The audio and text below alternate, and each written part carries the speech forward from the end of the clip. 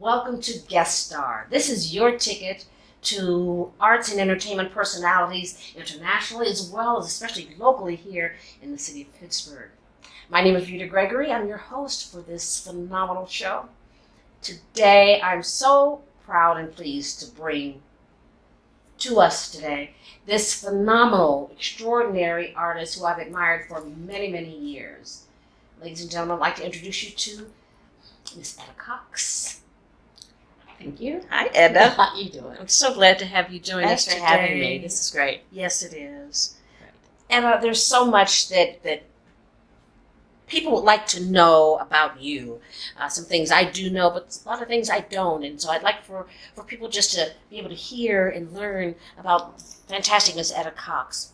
One thing I do know is that you were voted Best Jazz Vocalist for 8 years in a row. Outstanding. Well, thank you. That was back when they had sort of a competition on one of the local papers. Yes. And I think people would vote, and that's how that came about. Wow. Yeah. Wow, It great. was cool. Yes. Yeah. I just love your voice. Love your voice. Thank you. And you're also, we have something in common. We are both veterans of stage and screen. Some of the films that you've done, let me see, Me, Earl, and the Dying Girl. Silent Witness was the first. Silent Witness. That was like in '85. Wow. Valerie Bertinelli. Oh, cool. So I got my card, my SAG. Your SAG card. Yeah. Great. And the next 3 days, was that with Russell Crowe? Russell Crowe. Mm-hmm. What role did you play in that? I was like a lawyer, and I met him at the jail, and we had a few lines together, you know. Wow. But I only got to sing in one movie, and that was the Cemetery Club. Oh, Cemetery Club. Yeah, everybody was in Bill Dukes, I believe, was the director Right. of that. that. Mm-hmm. He asked me, well, when I went to audition, they asked me if I knew this certain song called "There'll Never Be Another You," and I said, yeah, you know. So they said, this is Mr. Duke's favorite song. So I sang it for them at the audition, and they said, do you have a party dress? So I went home, I got a party dress, and I met them at his trailer. And my dress was the same color of his lavender trailer. Oh, wow. And so I sang for him. He goes, what are you going to sing? He was a very stern type guy. And Yes. I said, there'll never be another you. He goes, it's my favorite song. Ah. Okay. So I sang it, and I got the part. Wow. I got to sing it. Would you mind giving me a couple bars that I'm not familiar with that song, if Oh. you can remember any of it? There will be many other nights like this, and I'll be standing here with someone new. There will be other songs to sing, another fall, another spring, but there will never be another you. Wow. And for those of you who aren't familiar with Bill Duke, he is a stern character. Rarely do you see him smiling, Yeah. but I bet he smiled when you sang that. I sang in front of the refrigerator in the thing. He goes, okay, you got it. Like that, you got the part. Wow. I got outside of it. Awesome. Yeah, Awesome. it's kind of cool. And so switching from screen to stage, I know one show that you did more recently, and that was Ma Rainey, King Headley. King Headley, Yeah. one of August Wilson's premiere shows. King Yeah, we Headley. did it outside at August Wilson's house in the hill. Yes. And unfortunately, with the weather and everything, you never knew what was going to happen. But it was a hard show. You know, it's just being outside in the elements Yes. and watching the groundhog watch us, you know. Oh, wow. Okay. But it was nice. And I loved working with Mark Suthers. Yes. It's the Pittsburgh first time I'd Playwrights ever- Theater Company. I'd never worked with him before, and he was just really good. Great. He Great. was going through a lot of challenges himself, but he was right there for everybody. Yes. So it was great. You did some of my other favorite shows, Crowns, Yes. at Crown City Theater. City Theater. Did a lot of shows there. On the Mississippi Delta, Right. Spunk, Avenue X. And that one show I cannot remember the name of. But when Mark Masterson was there, Yes. the director. So Interesting. Very good. And so you're also a teacher. You're an instructor at Kappa. yeah, I'm with the vocal department at Kappa, and I teach solfeggio, which is sight singing, sight reading, and local jazz history, and then I private lessons at Kappa. My goodness. There was a young girl who I believe was a student of yours who I mentored. Her first name is Cheryl. And I took her to, she auditioned for The Voice.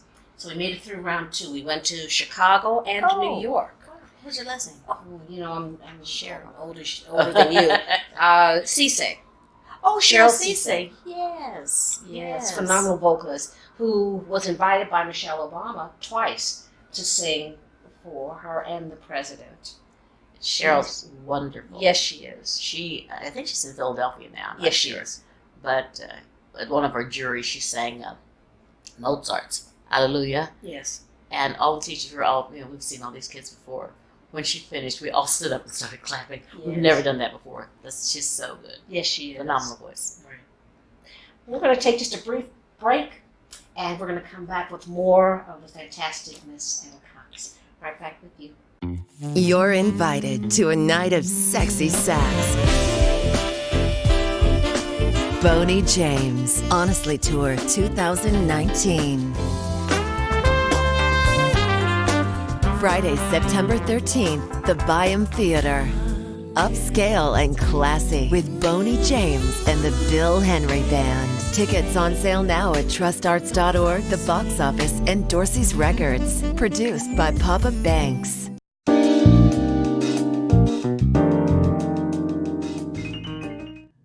What does music mean to me?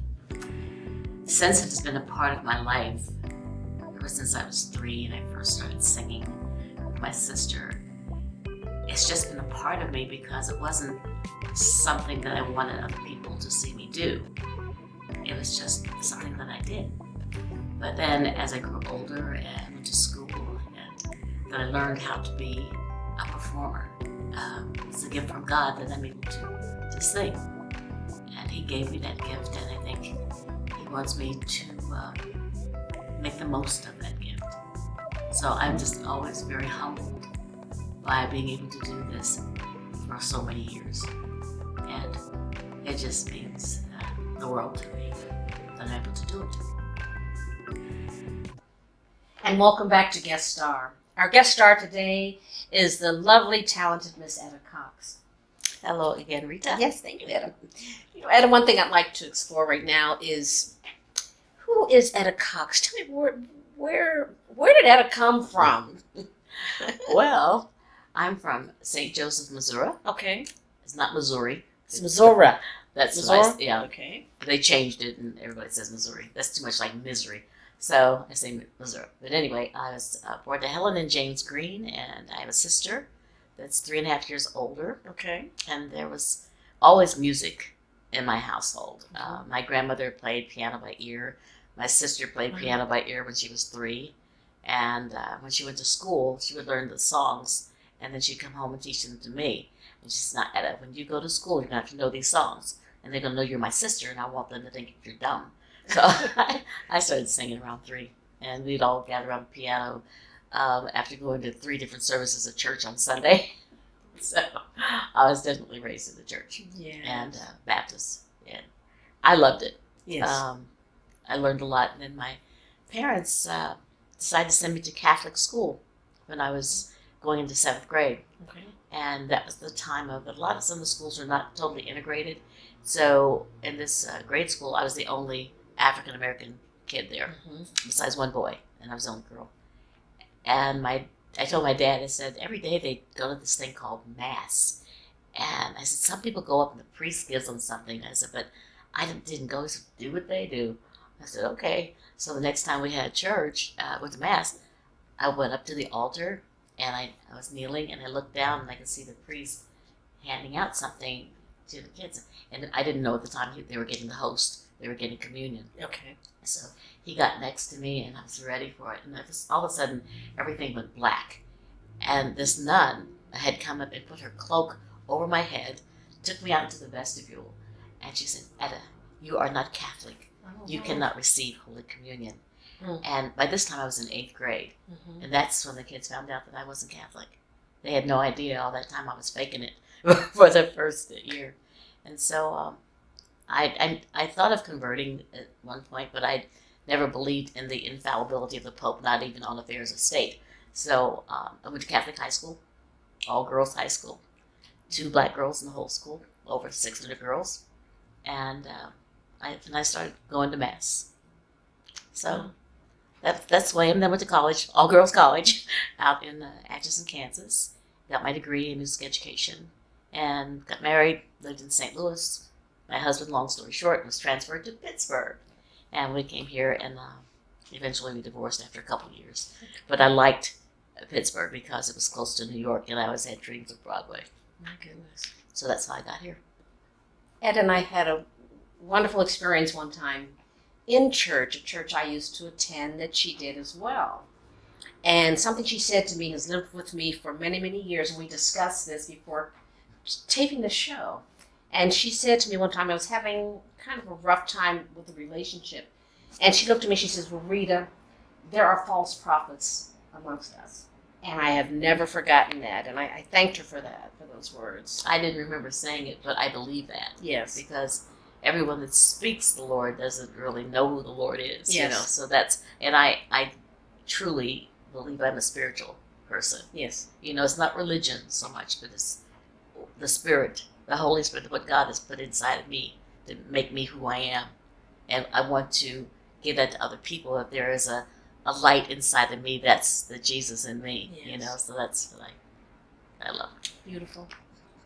I'll go back just a little bit. You mentioned your sister. Mm-hmm. Your sister's the one who got you started singing? Yeah, she's the one. She would play piano. She would practice every day for like 8 hours Wow. in the summer. She wanted to be a concert pianist. That's beautiful. There's so much more that we could just get into with Etta. And maybe we'll have the opportunity to do so one time in the near future. But right now we're going to take a quick break here on Guest Star, and we'll be right back.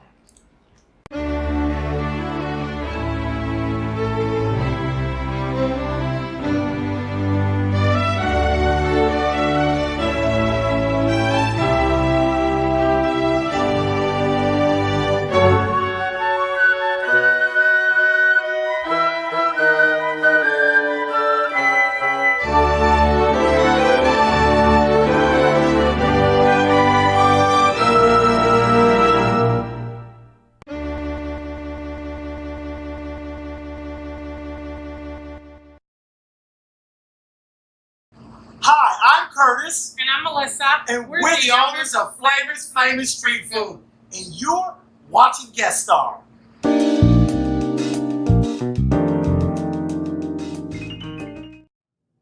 The future of jazz in Pittsburgh, to me, is very bright because there's an entire new generation of jazz musicians out there. So I'm just saying, I see them playing and loving the music and having a different mindset about what they want to do with their music. After Pittsburgh, go on, but they seem like they always come back and help out those that are here. So I just think the jazz musicians in Pittsburgh, they have wonderful mentors that are here in the city that can help them get started before they go off on their own. So I think the future of jazz in Pittsburgh is extremely bright. Thanks for sticking with us here. Next couple of minutes, our last few minutes, I'm going to talk some more with my girl, Etta Cox. Etta, tell us, are there any upcoming performances you have planned? Well, I do a series with UPMC where I go to a lot of the senior centers and I sing for an hour. I'll be in Seneca Hills, Strabane, and then I do another one with Community Life. And it's the same thing where I sing for an hour with a pianist. I'll be going to Tarentum and Lower Borough in the next few weeks. Before you know it, we'll be back in school toward the middle of August. But that's what's really coming up. And Great. tomorrow I'm singing at a church in Monroeville. Wonderful. And you just did something which unfortunately I missed. I won't miss it next year in Oakmont. And this is the Women of Jazz. The Ladies of Jazz. The Ladies of Jazz. And this was our third year this year. And I pick out different singers in Pittsburgh and give them a little different venue. They're not in a crowded club where people are smoking and drinking. They're on a major stage. We have a trio behind us. We had Roger Humphreys on drums and Daniel May on the keyboard and Brian Stahersky. And the ladies, they get up and I say each of us get to do 2 songs. Then we do a group number at the end. And it's fun. And a lot of people, we had almost 300 people there this year. And it's an old converted theater. And it's really nice. So we had great singers. And everybody's surprised because they're really showcased. and I get to pick who I want up there, and when they hit the stage, I start messing with them, and I have a good, healthy fun with them. So, wow, that's it's good. wonderful. Well, I'm going to try and get some private lessons from Etta, so you might see me on stage for the first time singing, although I've sung in various productions before, Yes, you do. but nothing like what she does. Etta, I'm so glad that we were able to have this conversation with you. Thank you. And I know that you guys thoroughly enjoyed meeting and learning, hearing from Miss Etta Cox today. And we look forward to seeing you next time on the future episode of Guest Star. Now, we have some wonderful things coming up. Please watch for us and listen, because there's so much going on in the entertainment industry right now. We've got the filming of Ma Rainey's Black Bottom, which is directed by the incomparable Denzel Washington, and they're constantly looking for people to perform as extras in this production. They're paying fairly good for that production. I believe it's $80 a day, 8 to 10 hours, I believe, to work as an extra. So watch the local newspapers for that production, and as well as other things that are going on. We've got Kim coming to town, and we've got the wonderful Bonnie James. So thank you so much for joining us on Guest Star. We'll see you next time.